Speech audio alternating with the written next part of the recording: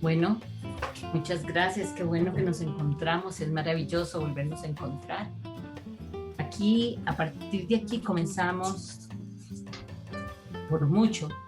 eh, Aunque esta sea una tarea o sea un trabajo que vamos a hacer de manera muy corta, a pesar de ser así, es por mucho, tal vez el taller, eventualmente, cuando lo hacíamos de manera física, era el taller donde se comienza el verdadero trabajo con cada uno de nosotros. Este es un taller, o este era un taller de 2 días, es un taller eminentemente práctico que va a derivar en otra etapa que es las personalidades, pero es fundamental que nosotros comprendamos quién es el ego, qué es el ego, cómo se genera, a partir de cuándo y qué función cumple en nuestra vida, más allá que todos tengamos una idea de que nos atrasa, nos interfiere y al mismo tiempo nos determina. Erik Erikson, que es uno de los mayores estudiantes o teóricos sobre el niño interior, y Anna Freud decían de una manera muy interesante que el ego tiene una fuerza en el individuo que lo hace buscar condiciones que lo obligan a mejorar. Y eso es algo que nosotros no podemos perder de vista, no para cambiar la función del ego en nuestra vida, o sea, no para decir que el ego es maravilloso, sino para entender la fuerza instintiva, casi reptiliana que tiene nuestro ego, el nuestro y el de todos nosotros. Entonces, es muy importante desde todos los puntos de vista entender qué es el ego y por supuesto esto va a depender mucho también de ustedes en el sentido de que de acuerdo a las preguntas que ustedes hagan yo podré irme extendiendo cada vez más. ¿Qué es el ego? El ego es una reacción. Muchas veces nosotros hablamos del ego como si el ego fuese algo que está lejos de nosotros, que es algo, una entidad que está alterna, que está al lado de nosotros como si fuera un cuerpo extra y hablamos del ego como si el ego no nos perteneciera. Eso no es real. El ego es el reflejo más importante que nosotros tenemos y el primero que tenemos cuando tenemos la loca idea de la separación del orden superior. Cuando nosotros tenemos esta idea de la separación, porque es una idea eh, en base a la interpretación de la experiencia de entrar en la materia densa, de entrar en la dualidad. Nuestra alma, aquí, que es egoica, y esto es importante porque lo vamos a hablar hacia el final, pero nuestra alma, que ya es egoica de por sí, es importante comprender que esa alma egoica, porque yo le digo mi alma o tu alma, esa alma ya es egoica porque está partiendo de la separación. Cuando yo, como parte de la inteligencia superior, tuve la loca idea, proyecté en el lienzo infinito esta creación de verme separado para experienciarme, en ese momento en el que me vi separado, en ese momento en que me vi distante o enfrente del orden superior y entonces entré en la dualidad, la respuesta a ese movimiento es el ego. El ego es un reflejo de una parte mía que uno podría decir que pertenece al cerebro reptiliano, pero no es así. Se manifiesta a través del cerebro reptiliano y del cerebro límbico, pero también está en el cerebro frontal en algún momento. Entra en los cerebros a funcionar porque es un reflejo muy importante, es el reflejo que me genera la fuerza de vida para el crecimiento. Hemos venido viendo las heridas en la estructura psíquica, hemos venido hablando de cada una de estas heridas, pero estas heridas son las heridas que le dan origen a la respuesta que se genera en nosotros y que nosotros conocemos como ego.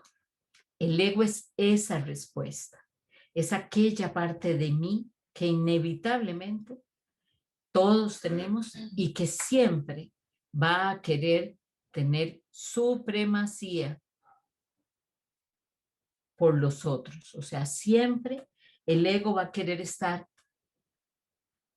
al final, no, por encima de nosotros. Es una energía, es un concepto, es una creencia, es una idea. No, está por encima de todo esto. Y en este dibujo que Rebe les prepara, está o significa este aro color morado que comprende a todas las heridas y comprende a la manifestación dual. Está el yo superior, que solo por ser yo ya también es egoico, pero los Brahma Kumaris me contaba Rebe que le llaman a esto, me parece que el ego luminoso o El ego puro. el ego puro. O sea, esta parte del ego que también está en la separación, pero que tiene un nivel de pureza muchísimo más desarrollado que el ego con el que nosotros convivimos. Para llegar a este estado de tener contacto con el ego puro, el trabajo es un trabajo maravilloso, pero es un camino, es un proceso en el cual nosotros vamos a tener que ver muchas veces porque el ego es algo que no descansa, que siempre está en nuestra vida, que se sostiene del miedo y nosotros estamos en medio del miedo de manera permanente. El miedo es por mucho, la emoción que controla, que nos sostiene, que nos mantiene, no solamente durante las heridas estructurales que son desde el momento de la gestación, sino mucho más allá y va cogiendo diferentes caras. Yo soy una de las personas que dice que los seres humanos solamente tenemos dos emociones, el amor y el miedo. Y aún el amor no es un amor puro. El amor que nosotros podemos sentir es un amor teñido de miedo, porque la herida de rechazo y de abandono están en la base de la estructura psíquica de todos nosotros. Y nos permite de alguna manera, y nos permite, y le llamamos así, heridas estructurales adaptativas, porque al mismo tiempo que son sostenidas por el ego, son sostenidas para que nosotros nos adaptemos. ¿Qué significa? La herida oral, si no tuviéramos ese sostén, lo que haría es guindarse del otro y demandar del otro de manera permanente que el otro me dé aquello que yo necesito. Pondría o pone el poder afuera de nosotros y no dentro de nosotros. Y la herida estructural esquizoide hace también que yo en mi miedo interno me mantenga separado del otro, no sea tan amorosa, tan cercana, ni tan cómoda en mi relación. El ego sostiene mi miedo y es mi primera reacción. Y al ser mi primera reacción, es algo que se va a repetir y se va a comportar como, o se va a convertir en una conducta. Esa defensa que se genera a partir del miedo se genera una conducta, después en un comportamiento y después de algún tiempo se termina convirtiendo en una personalidad. La personalidad es la máscara ya estructurada, es la forma que yo he aprendido a que yo me siento segura. De la misma manera que es la manera en que yo me siento segura, es la forma que me va, no, es la armadura, la máscara que me va a dar más miedo, la que me va a asustar, conocer y comprender y volverla a ver de frente, y además es la que me va a limitar más mi felicidad. Se vuelve esto un trabajo bastante extenso porque trabajar con mi ego implica trabajar con mi máscara y desarticularla. ¿Qué significa desarticularla? Vean que dije desarticularla y no dije destruirla. Desarticularla es irla partiendo en partes para que la articulación de ella en conjunto no pueda darse, no pueda funcionar. Pero, y esta parte es importante también, pero no me puedo quedar sin máscara definitivamente, porque si me quedo sin máscara, me quedo sin protección. ¿Es el ego un mecanismo de defensa? No. El mecanismo de defensa es una de las reacciones del ego. Nosotros tenemos un mecanismo de defensa producto del ego en nuestra primera infancia y instalamos ese mecanismo de defensa y seguimos comportándonos así porque nos funciona y nos permite adaptarnos. Por ejemplo, si yo fuera hija de un padre alcohólico y un padre agresor y tuviera un hermano y yo, seguramente en mi núcleo familiar se va a generar en base a mi madre, mi hermano y yo. Y mi padre va a estar colocado aparte, porque él es el alcohólico y él es el que va a cargar con la sintomatología al principio del drama familiar. En un principio nosotros no nos vamos a dar cuenta que estar unidos de esta manera con la madre nos está generando un desajuste.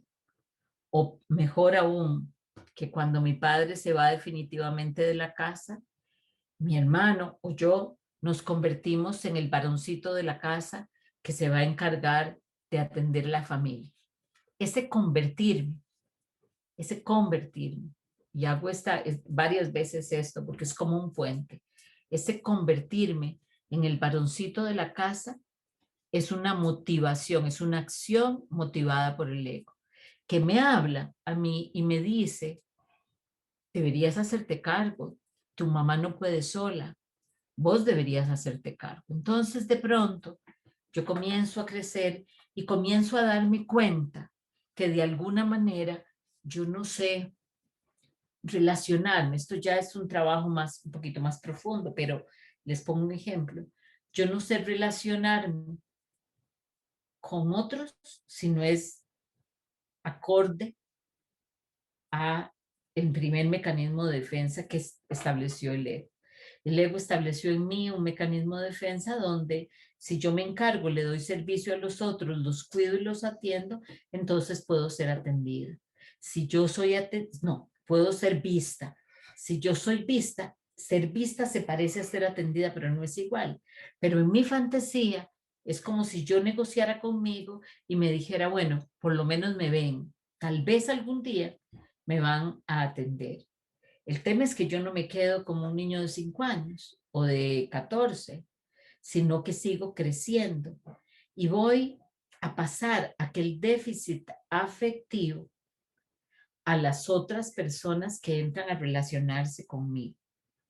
¿Bajo qué modelo voy a pasar ese déficit afectivo? Bajo el modelo exactamente igual que el que tuve en mi primera infancia.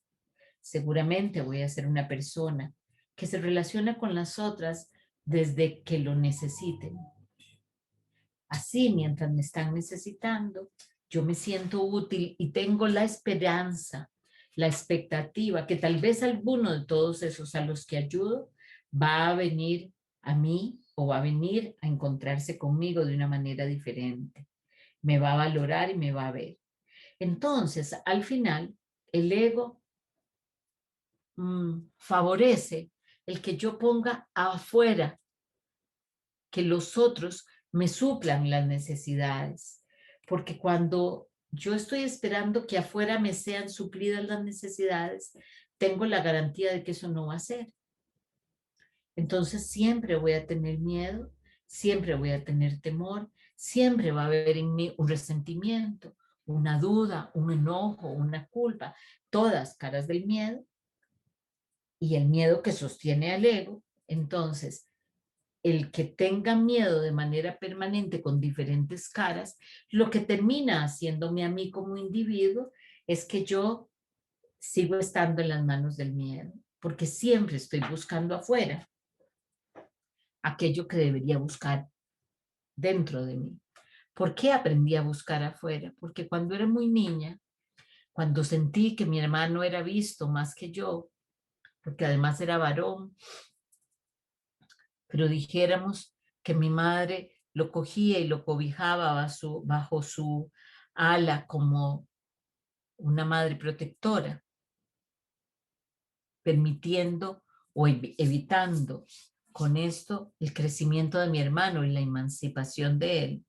Yo me coloco en una posición diferente a la de mi hermano y busco la atención de mi mamá a través de convertirme en el esposo de ella, aunque yo sea su hija.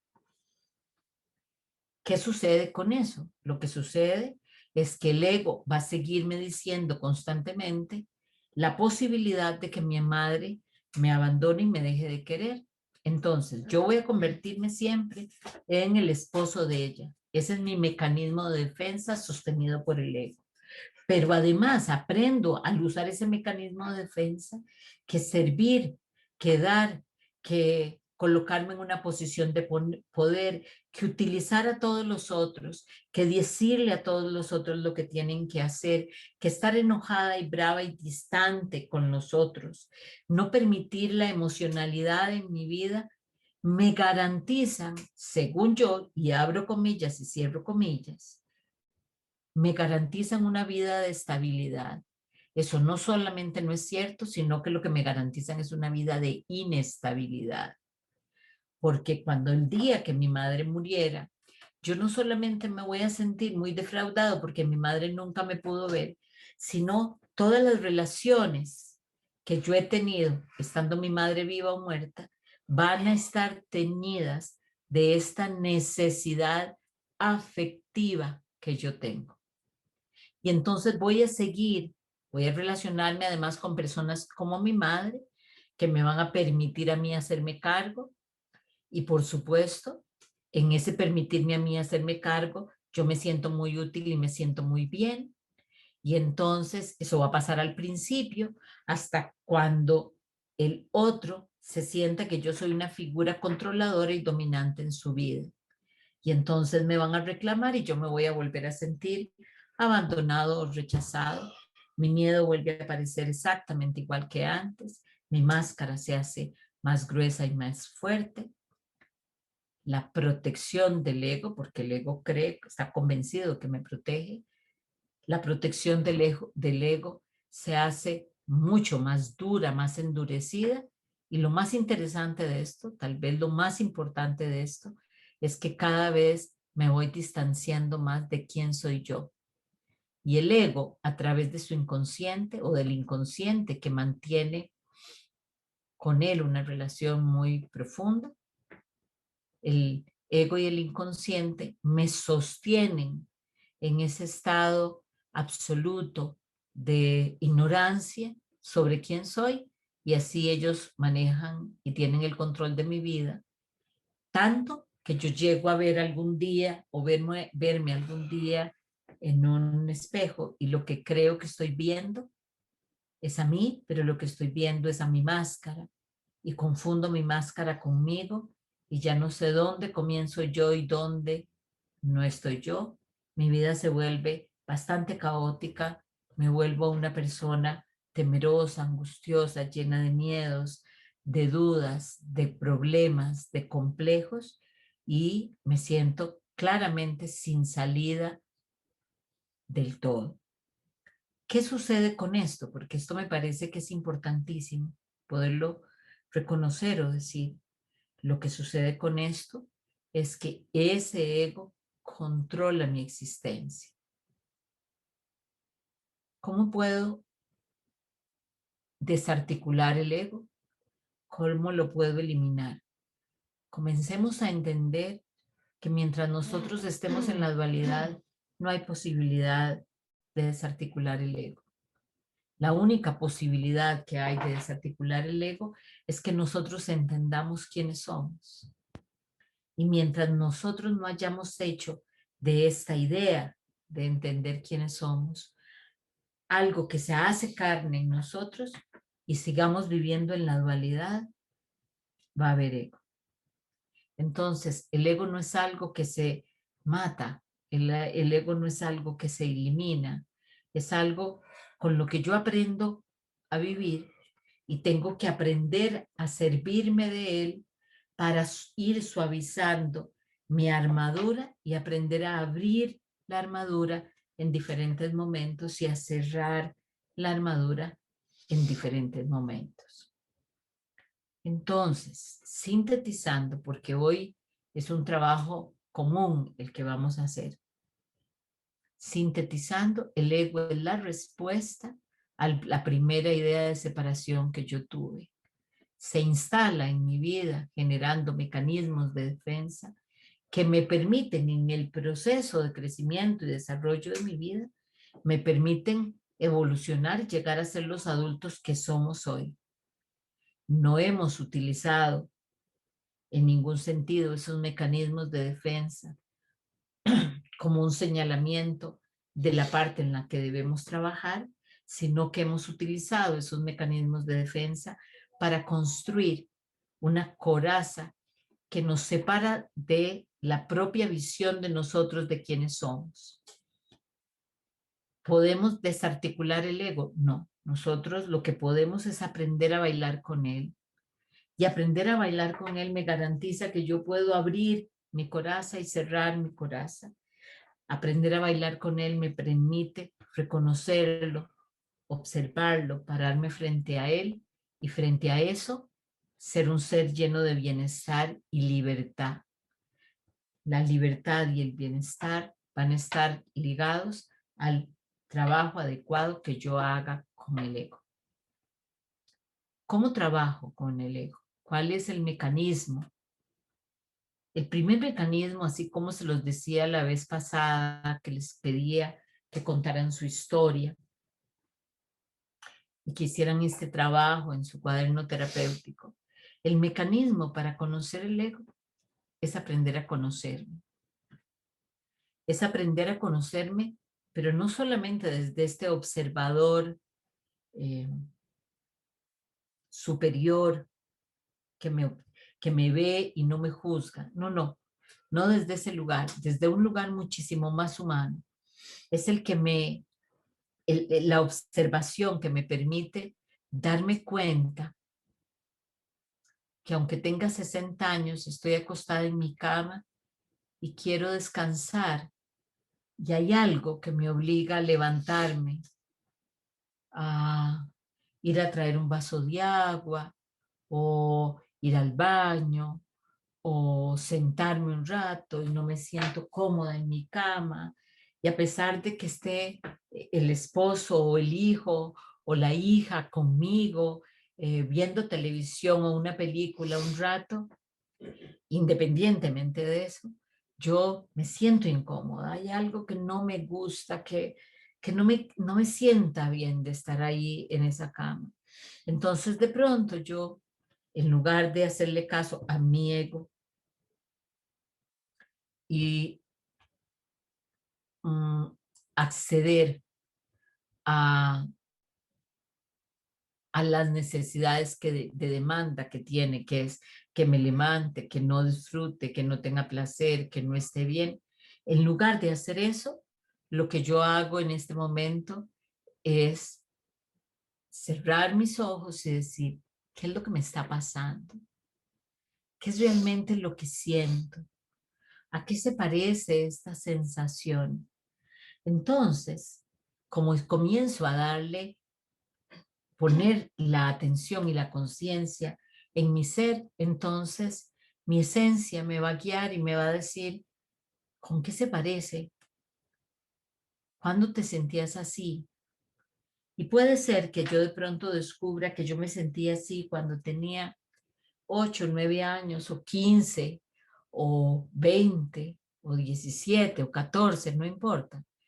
Y que me quedaba sin hacer el oficio de la casa o lo que mis papás me dijeran que tenía que hacer. Y yo solo me quedaba oyendo una canción porque era lo que me gustaba.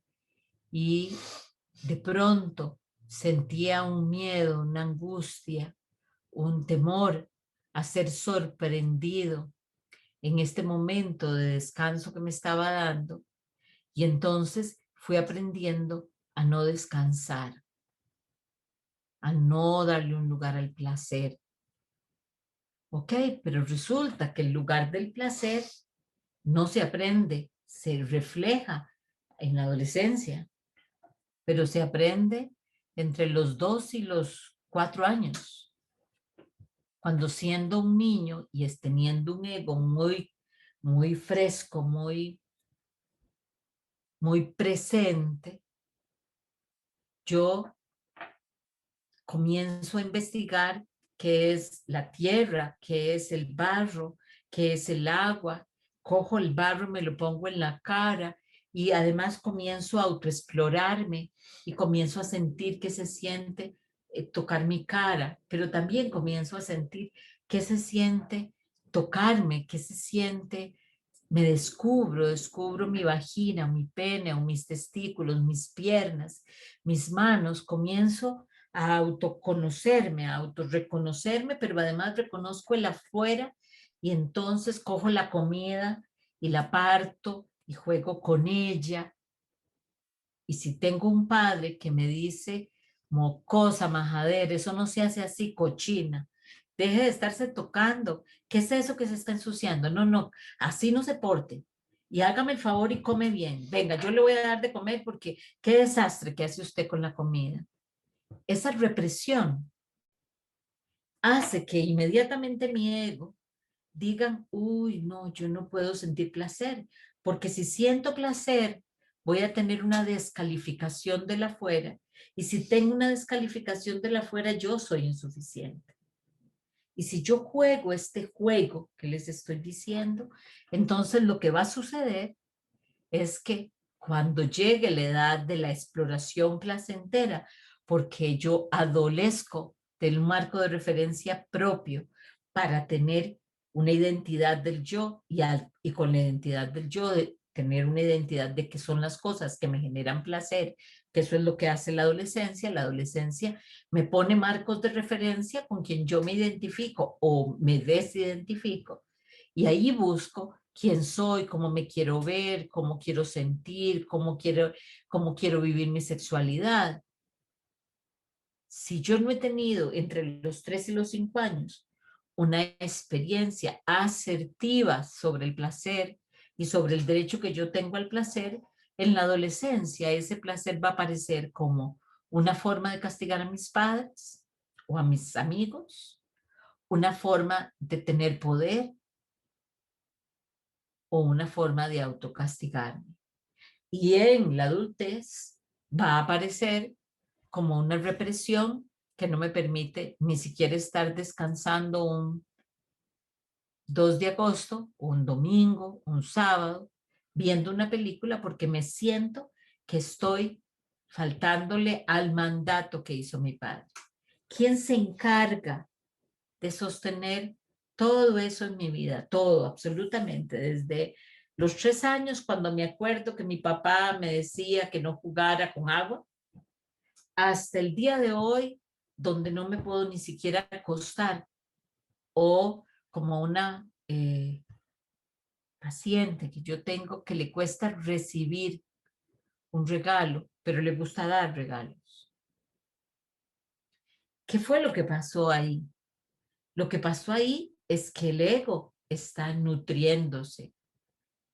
¿De qué se nutre? Por ejemplo, les di el ejemplo de la persona que está descansando, pero ¿de qué se nutre en el caso de la persona que le cuesta recibir que le regalen?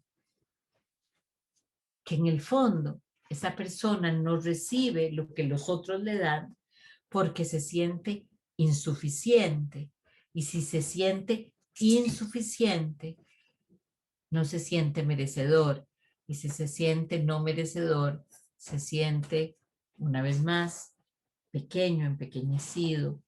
Y entonces solo recibo o solo merezco recibir malas cosas de los demás. Y ya para ese momento el ego está a cargo por completo y yo comienzo a visualizar a todos los que están afuera mío, están ahí diciéndome o dándome comentarios positivos o reconociendo cosas importantes o buenas que yo puedo haber hecho, ¿qué sucede? Esos comentarios positivos y esas cosas buenas que yo debo haber hecho no están ahí, no están, no son importantes porque yo no puedo recibir nada, porque no soy suficiente. Y si yo no soy suficiente, voy a tener miedo de manera permanente. Voy a tener miedo de que los otros descubran que yo no soy suficiente. Y entonces, si ellos descubren que yo no soy suficiente, no me van a querer. Y ahí van a aparecer otro montón de modelos. Todos los modelos que ustedes puedan poner como ejemplo son modelos egoicos, donde yo necesito que el otro me quiera, donde quiero que me quieras como yo quiero que me quieras, donde quiero que me des lo que yo quiero que me des, donde no puedo recibir lo que vos tenés para darme, porque no se parece en nada a la expectativa ilusoria, egoica que yo tengo de que cuando uno quiere esas frases que hemos oído todos, es que si de verdad me quisieras, no me harías daño. Pero yo no te estoy haciendo daño, solamente te estoy diciendo que ya no puedo estar más con vos, que me quiero ir. Eso es hacerme daño. Eso no es real. Hacerme daño sería que no queriéndome te quedes conmigo. Eso sería hacerme daño. Pero el ego me hace pensar de alguna manera que si yo logro o quiero quiero y logro que el otro me quiera como yo quiero que me quiera, entonces ahí se es valioso. No me percato de la trampa que el ego me está poniendo, porque al lograr que el otro me quiera, por ejemplo, si yo quiero que mi esposo, mi novio, mi amante, me traiga rosas rojas una vez a la semana y él me trae rosas rojas una vez a la semana, además me diga que yo soy guapa, lindísima, que me desea muchísimo, que soy lo mejor que le ha pasado en la vida, y él lo hace así, lo que yo no me doy cuenta es que en el momento en el que él se vaya, yo me quedo sin parámetro de referencia, porque yo personalmente, voluntariamente, puse mi vida en sus manos. ¿Y para qué? ¿Qué beneficio saca el ego de eso? El beneficio que saca el ego de eso es que en la medida en la que yo sea menos libre, voy a tener más miedo. Y mientras yo tenga más miedo, el ego está bien alimentado. Y si está bien alimentado, inevitablemente se está haciendo cargo de mi vida. Entonces, para mí es muy importante que a ustedes les quede claro qué es el ego, porque el ego, al ir construyendo esta armadura, esa armadura se seca, se cristaliza y se convierte en nuestra personalidad. Y cuando está convertido en nuestra personalidad, ya estamos mal. ¿Por qué? Porque vamos a encontrar frases como, no, es que yo soy así, yo no voy a cambiar. No, no, es que yo soy furiosa. No, es que yo soy perfeccionista. No, es que yo soy muy servicial. Me cuesta tanto que los otros me den. O no, yo soy muy solitaria. No, o yo soy muy seductora. No, o yo soy tiránica. Se va a hacer como yo quiero porque en general yo sé cómo se hacen las cosas. Y voy a justificar bajo muchos argumentos, este movimiento egoico que va a terminar convirtiéndose en mi personalidad, y van a disculpar que lo diga así, y que se va a convertir también mi personalidad, o va a tratar de que mi personalidad se convierta en mi prisión y no en la ausencia de una armadura. ¿Podemos vivir en este mundo sin armadura, sin la armadura que el ego ha construido? No. Podemos intentarlo cada día más, pero mientras nosotros sigamos pensando que somos separados, que estamos separados, que somos pecadores, y en nuestro interior haya culpa, el ego y la máscara van a seguir siendo esenciales. Entonces, aquí se vuelve el círculo vicioso, porque el ego se hace cargo de nuestra vida y destruye nuestra vida de alguna manera. Nos hace sufrir decir cosas dolorosísimas, como no sé, yo he oído a una madre decir con respecto a su hijo gay, no es mi hijo porque esto lo está haciendo exclusivamente para hacerme daño. No conozco una posición más egoica que esa. Pero esa posición egoica además a ella le duele sostenerla en el tiempo. A ella la maltrata sostenerla en el tiempo. Entonces es una locura que yo pase por esto y además me maltrate cada vez más con mi propio ego. Entonces el ego, siempre que nosotros tengamos miedo, angustia, ansiedad, tristeza, el ego va a estar feliz porque el ego está ahí. ¿Qué significa que está ahí? Significa que está escondido, acuclillado en el último rincón y va a saltar para hacerse cargo y generarnos más miedo. Es el ego, el padre de todas estas obsesiones que nosotros tenemos o solemos tener a nivel mental. Sí, es el padre no solo de las neurosis, es el padre, por supuesto, de la psicosis, es el padre de las sociopatías, es el padre de los desórdenes del cerebro límbico en todos sus órdenes. Si ustedes oyen los argumentos de las personas que están de alguna manera pasando por una crisis psiquiátrica, todos sus argumentos son egoicos. Yo quiero, a mí me pasa, yo siento, yo. También aparece el ego en el niño. En el niño aparece de la manera más inocente, porque es la respuesta inmediata.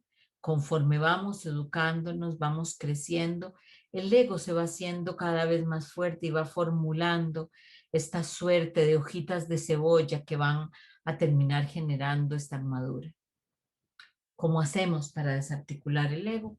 Como les decía, el ego para ser desarticulado primero necesita ser reconocido.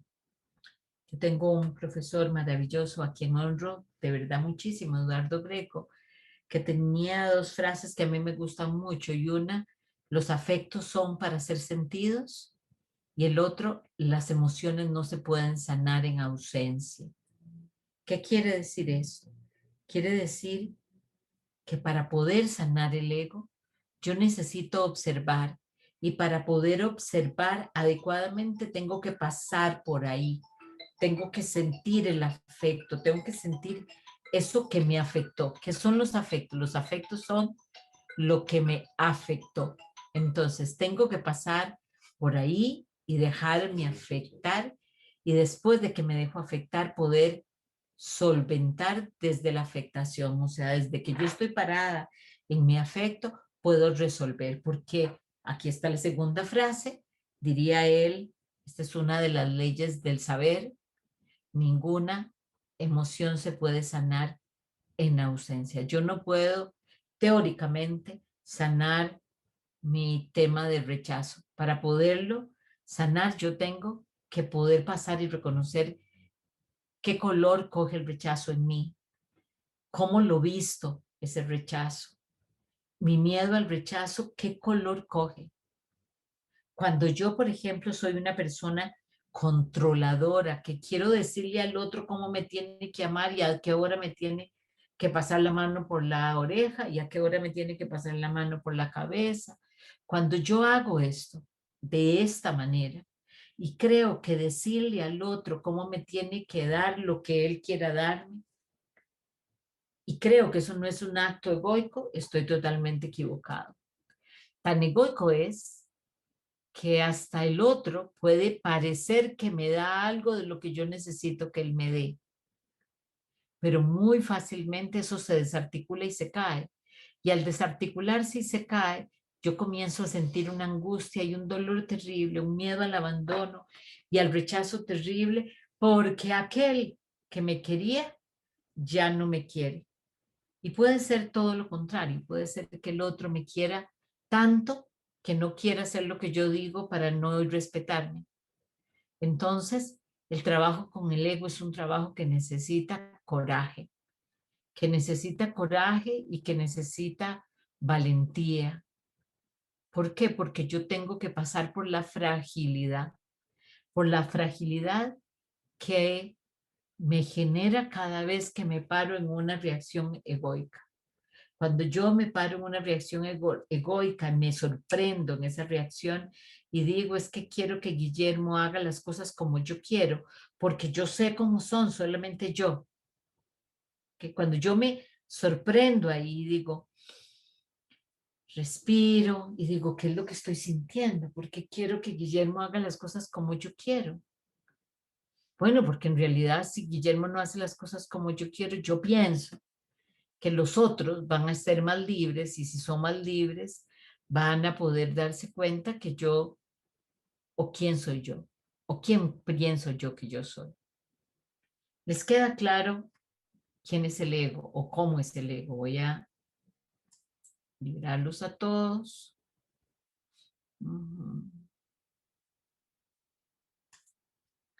Y ustedes pueden activar su micrófono y hacerme cualquier pregunta.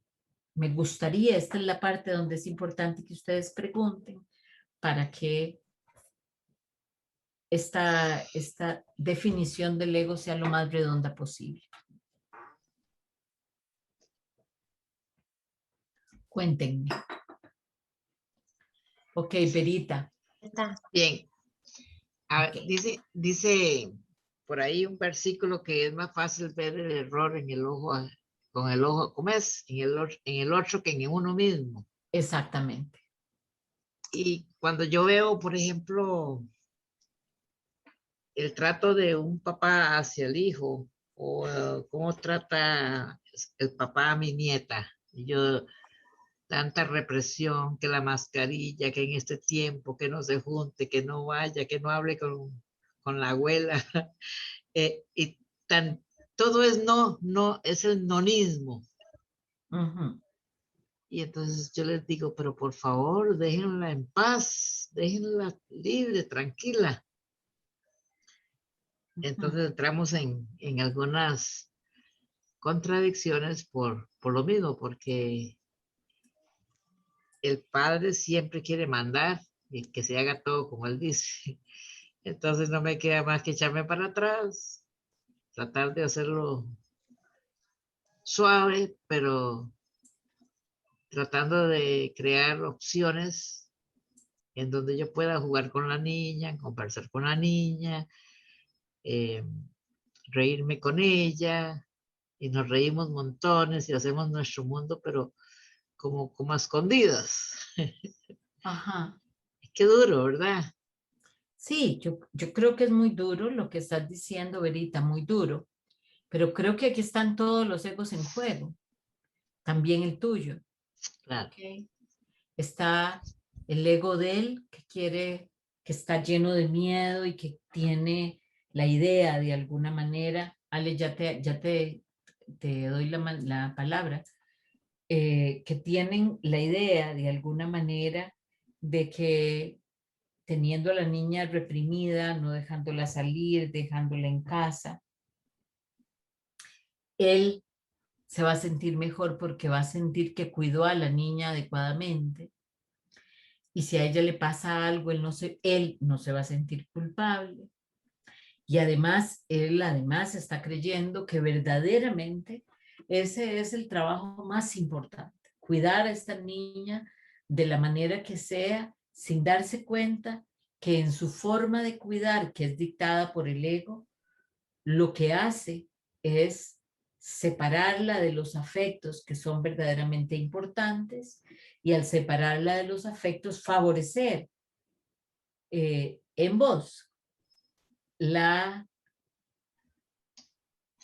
seducción, la tergiversación, la acción escondida, que también son generados desde tu ego, porque de alguna manera vos crees que para que ella esté bien, él tiene que hacer todo lo contrario. Entonces, vos no pudiendo dejar tu ego de lado, estableces estrategias que te permitan acercarte a ella y al acercarte a ella y respetar el espacio que el padre estableció de manera como consideró. Entonces, si vemos, aquí está el ego de todos, el tuyo y el de él. Y la niña, claro que sí, si la niña se presta para esto también, aparece el temor a desagradar a la abuela y el temor a desagradar al padre, el temor a desagradarlos a los dos, y aquí viene una cosa importante, y el colocarse en medio de los dos como si ella tuviera la obligación de protegerlos a ustedes mismos de ustedes. Entonces, ahí es lo importante, aprender a trabajar ahí y decir, bueno, ¿cómo veo yo mi ego? ¿Qué es lo que está pasando? Yo creo que la niña tiene que vivir estas experiencias y como yo creo que la niña tiene que vivir estas experiencias, yo voy a hacérselas pasar aunque sea escondidas. ¿Qué es lo que quiere decir ese miedo en vos?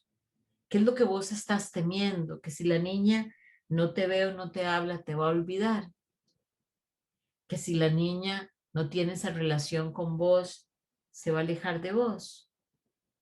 Tu deber con vos es saber qué es lo que hay detrás de ese acto heroico y tratar de suplirte a vos de aquello que el ego te está mintiendo que está supliendo, pero que en realidad lo que está es el ego es como tener a alguien cerca en el banco. Me está convenciendo que está cuidando la plata mía del banco, pero en realidad me la está sacando. ¿Ok? Eso es exactamente lo que estaría pasando en este caso que vos exponés. Es duro, sí, es duro. Es duro para la niña y es duro para vos y es duro para su padre. Si nosotros nos colocamos en cada una de las posiciones, vamos a encontrar justificaciones, pero el tema es ese, es que el ego siempre se justifica, siempre nos da un argumento para justificar la reacción. Espero haberte contestado, Verita. Muchas gracias. No, todo lo contrario. Ale, contame. Gracias, Marieta. Una pregunta desde el puro ego. Ajá. Ahora usted decía que el ego no lo podemos desaparecer, sino que desarticular y cómo hacerlo, entendiendo quiénes somos y reconociendo que no somos duales. Pero ¿cómo mido yo si yo estoy bailando con el ego o si lo estoy haciendo bien, la tarea de reconocer quién soy? En ¿Cómo? la medida en la que yo eternice el sufrimiento y el miedo, estoy bailando con el ego. Verita, ¿me permitís coger el ejemplo tuyo? Claro. Gracias. Vera se da cuenta de que está bailando con el ego porque ella comienza a juzgar la situación y a decir qué duro para esta niña, qué mal para esta niña. Entonces, las acciones que se generan de Verita no están dándole paz, están dándole sufrimiento, están dándole insatisfacción. Nosotros estamos alineados con la esencia cuando estamos en paz. Ahora, hago una salvedad. Hay algo que se parece a la paz que no es la paz. Hay algo que se parece al amor y es la necesidad. Hay muchas emociones que yo puedo creer que estoy en la paz, en el amor, en el bienestar, pero no estoy ahí. Estoy en un bienestar mentiroso. Y voy a dar un ejemplo. Necesito unos anteojos. Yo tenía una paciente que decía eso. Necesito unos anteojos de Cartier. ¿Ok? Cuando yo tenga los anteojos de Cartier o mi reloj de Cartier que puede costarme 5,000 o 6,000 dólares, ahí voy a estar en paz. Ahí voy a sentirme que llegué al máximo de mi potencial y voy a tener esta tranquilidad que me da el haber llegado a una meta. Me compro el reloj de Cartier, me lo pongo 4 días y después de eso descubro que no tengo paz. Pero en el primer momento en que me puse el reloj, hay una sensación muy sutil. Ay, qué bien me sentí. Eso se pareció a la paz, pero no es la paz. La paz es la serenidad del presente y la aceptación de todo tal y cual es. Por eso hay un cuento que escribí que está en Facebook que se llama Quitarse de en medio. Cuando nosotros estamos tratando de trabajar no desde el ego, sino desde el centro, desde la esencia, vamos a entender lo que significa quitarse de en medio. Quitarse de en medio muchas veces es solo quitarse de en medio, nada más. Moverme y ya, no hay nada más. ¿Ok? Entender que el flujo de las cosas es natural, no es algo que yo controle. Pero imagínense a nosotros decirnos que nosotros no controlamos nada, cuando queremos hacer todas las cosas de una manera determinada.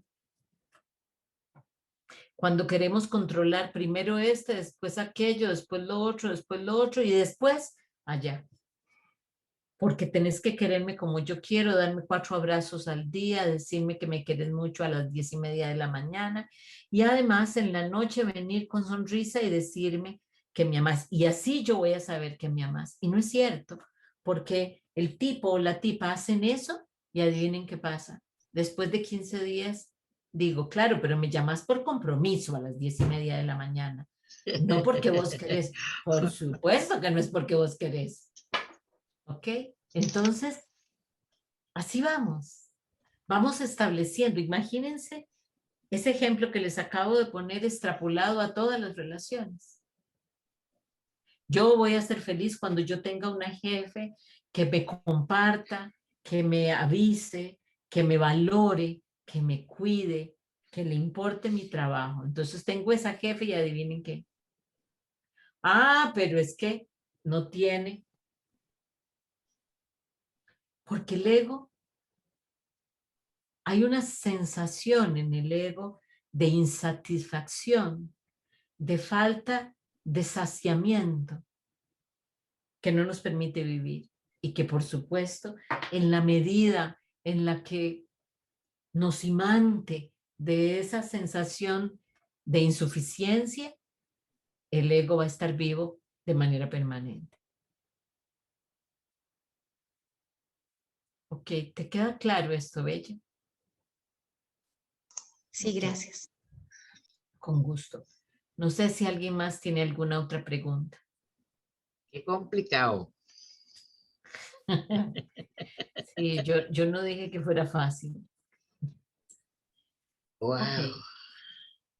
Yo esperaría que a todos les haya quedado muy claro y que les quede claro también el espacio que viene cuando el ego se ha endurecido, se ha anquilosado, se ha hecho Se enclocha. tal alrededor nuestro, estamos encarcelados y ya no nos vemos. Ya la personalidad cogió un grosor de este tamaño y ya cuando nos paramos frente al espejo, lo que vemos es el reflejo de nuestro ego y ya nos perdimos a nosotros mismos.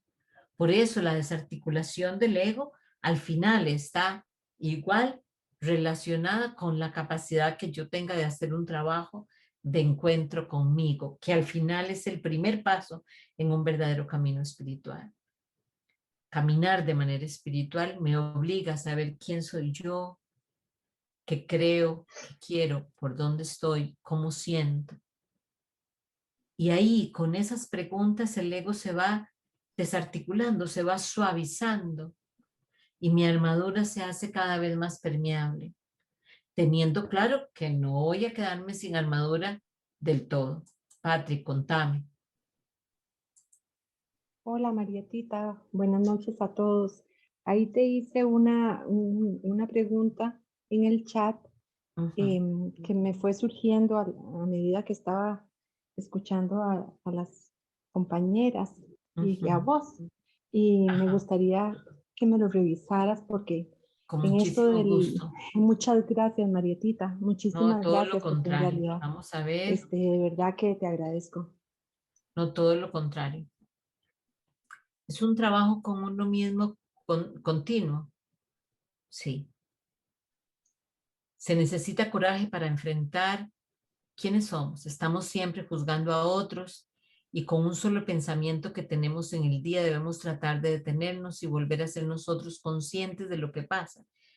Es no nuestro ego el que interfiere, es el que se despierta primero cada mañana, cada día lo pienso, lo siento, me escucho. Sé que lo que pienso primeramente generalmente es mi ego. Sí, no. ¿Qué quiero decir con esto? Cuando yo no he trabajado con mi ego, el ego es el que primero se despierta y el que controla todas mis reacciones. Cuando yo comienzo a ir hacia adentro verdaderamente, ver qué es lo que siento, qué me afecta, cómo lo siento, sin juzgarme. Cuando yo siento eso, el ego ya se puso sobre aviso de que yo estoy tratando de quitarle el poder. Y él va a hacer todo lo posible, todo lo que ustedes se puedan imaginar para que yo no le quite el poder. Se me ocurre, quieren matricularse en este curso, en esta charla de hoy, y de pronto esa charla o ese momento que vamos a estar aquí hace que ustedes no se puedan conectar, se les descomponen los audífonos, entra su hijo y les pide comida, entra su esposo y les dice que pereza vos siempre en la computadora, la esposa se quema y pega un grito y ustedes tienen que dejar la charla. El ego es así, así es el ego. El ego va a reaccionar no tan fácilmente cuando nosotros nos queremos liberar de él. ¿Ok? Patri nos pregunta, escucho la lluvia en la mañana y digo, qué día tan lluvioso. Me detengo, siento que no tengo que juzgarlo porque este día es mi regalo. Y decido que lo vivo sin juzgarlo, que venga y ya lo acepto como es. Un proceso que es de siempre. Efectivamente, este trabajo de no juzgar las cosas es un trabajo que hicimos en un curso que se llama el Ikigai y que hablamos de no nombrar las cosas, sino vivenciarlas nuevamente.